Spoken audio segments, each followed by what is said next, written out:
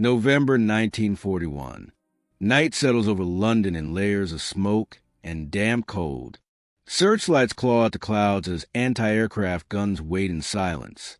Inside the war rooms beneath Whitehall, maps lie pinned and marked in red and blue ink.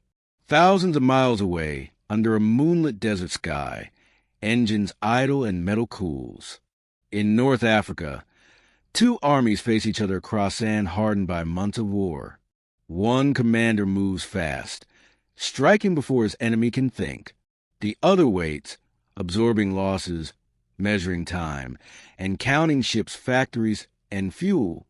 This war will not be decided by a single charge, but by endurance, and endurance is already being tested.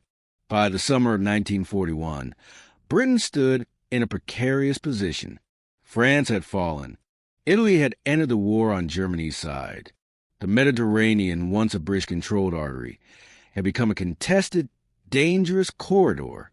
Every convoy heading toward Egypt risked air attack, submarine ambush, or surface interception. Yet Egypt could not be lost. The Suez Canal was Britain's shortest route to India, oil from the Middle East, and the industrial lifelines of the empire. In North Africa, the British Army had already fought one campaign. Operation Compass, launched in late 1940, had shattered the Italian 10th Army and captured tens of thousands of prisoners. But victory bred overconfidence. British units were stripped from the desert to fight in Greece, leaving long supply lines thinly defended. The vacuum did not go unnoticed in Berlin.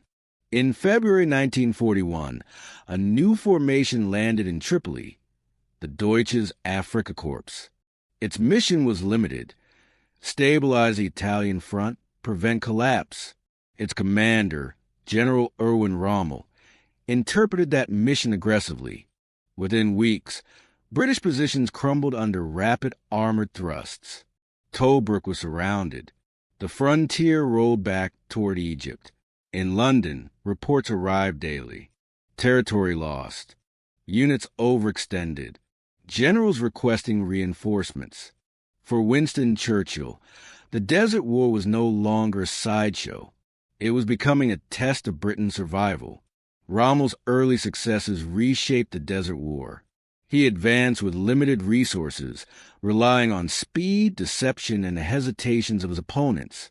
British armor was often scattered, infantry isolated, and command structures slow to react. Yet every mile eastward stretched Rommel's supply line back to Tripoli, then across a Mediterranean increasingly dominated by British naval and air power. In London, Churchill understood this tension. He pressed for action, but also demanded results that could be sustained. North Africa was not simply a battlefield. It was a logistical equation. Tanks meant little without fuel. Victories meant nothing without ports. Every German vehicle destroyed in the desert had to be replaced through a vulnerable chain of ships, railheads, and roads.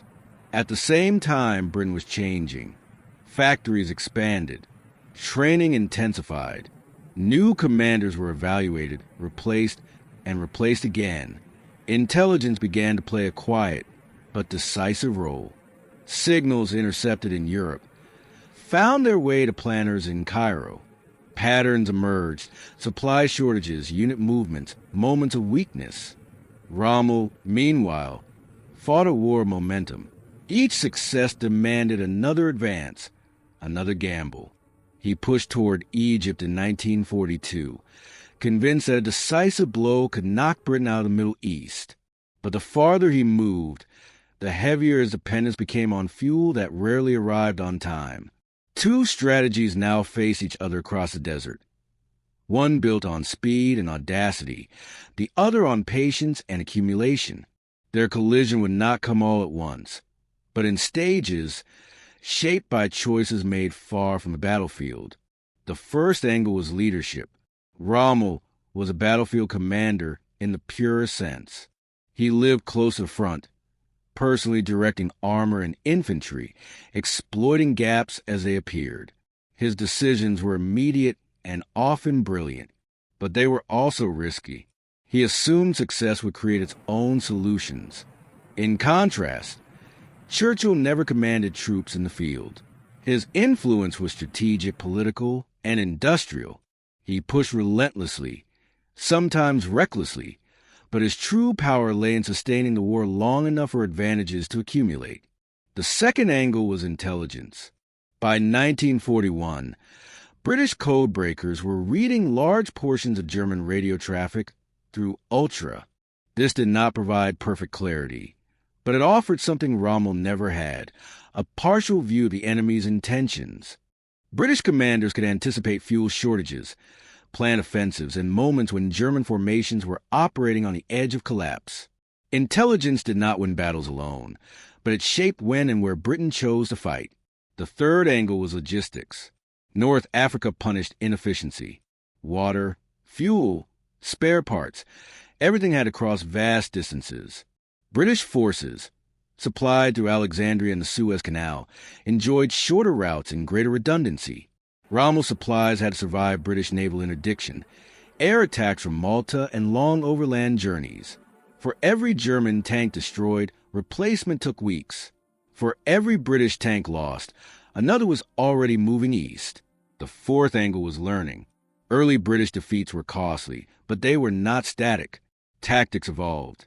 Armored doctrine shifted from fragmented assaults to coordinated combined arms operations. Air support improved. Command relationships tightened. Rommel fought an enemy that slowly adapted, while his own freedom of action narrowed. These forces did not clash in a single dramatic moment. They pressed against each other over months, shaping a battlefield where victory will belong not to the fastest, but to the side that can endure pressure without breaking.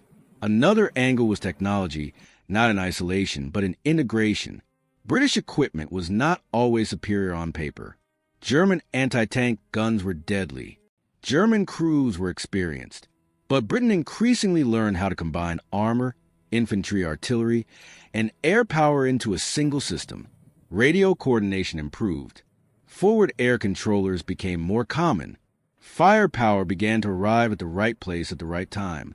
From the German perspective, the Desert War grew increasingly frustrating. Rommel's reports to Berlin reflected both confidence and warning. He requested fuel, reinforcements, and air cover. What arrived was often insufficient, delayed, or diverted to other fronts. North Africa was never Germany's main effort. The Eastern Front consumed men and material on a scale the desert could not compete with. Rommel fought brilliantly, but alone, strategically unsupported. There was also a moral angle. British troops endured repeated defeats, retreats, and long periods of uncertainty. Yet morale did not collapse. Units rotated, re-equipped, and returned.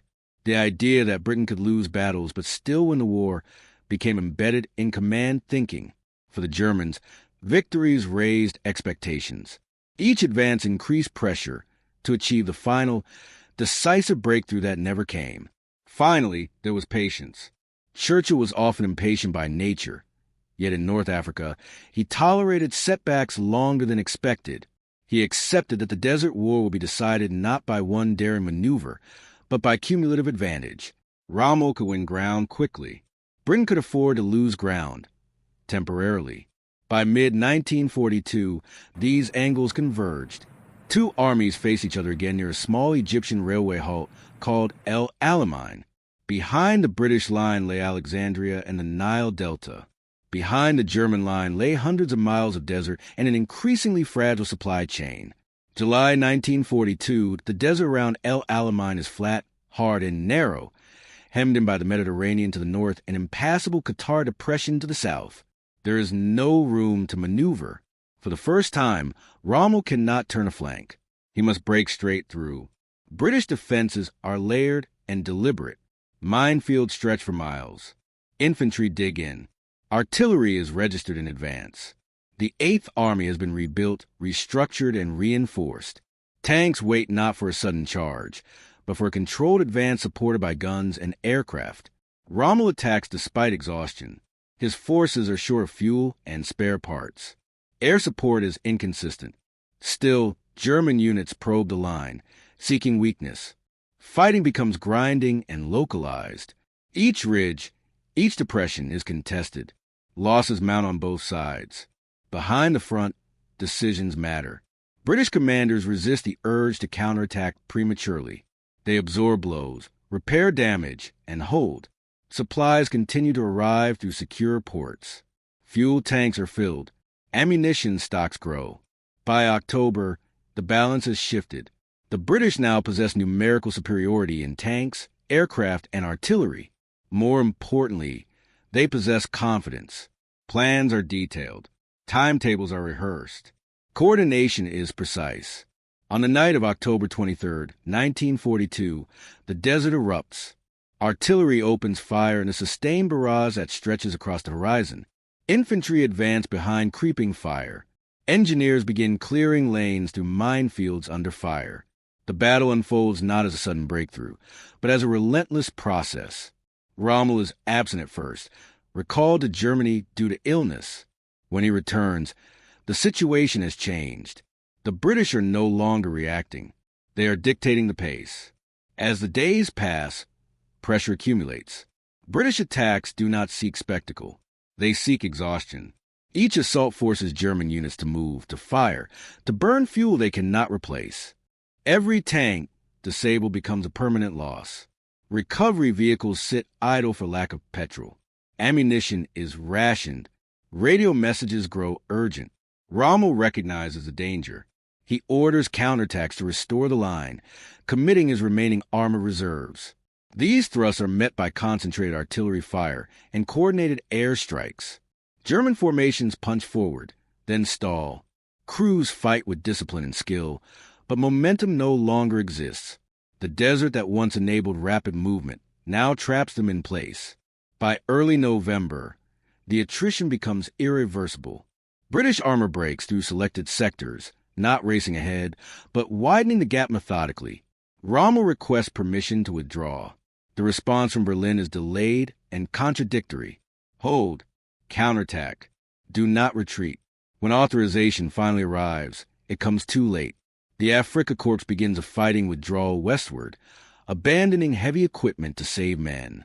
British forces advance, cautious but persistent, unwilling to repeat earlier mistakes. The pursuit is steady, not reckless. Alamein does not end the war in North Africa in a single blow, but it ends something more important. It ends the illusion that speed and daring alone can overcome material imbalance.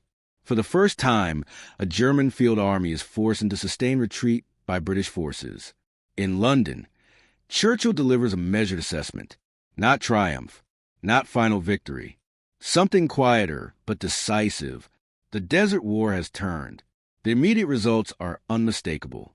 Axis forces retreat across Libya, abandoning positions once taken at great cost.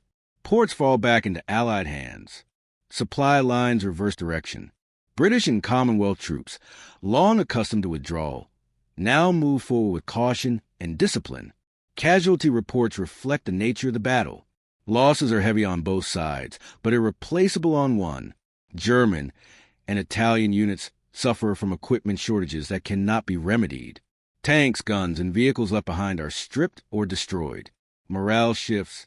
British confidence rises, grounded not in sudden success, but in proof that their system works. Churchill addresses Parliament, emphasizing restraint. He does not claim final victory. Instead, he frames El Alamein as a turning point, a place where the enemy was stopped, not annihilated. The war continues, but under new conditions. For Rommel, the aftermath is personal and professional. He conducts an orderly withdrawal, preserving what remains of his force. His reputation for skill remains intact, but the strategic reality is undeniable.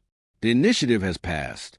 Reports from the front describe exhaustion, dust, damaged machinery, and men push the limits that no longer promise reward. The Desert War has changed character.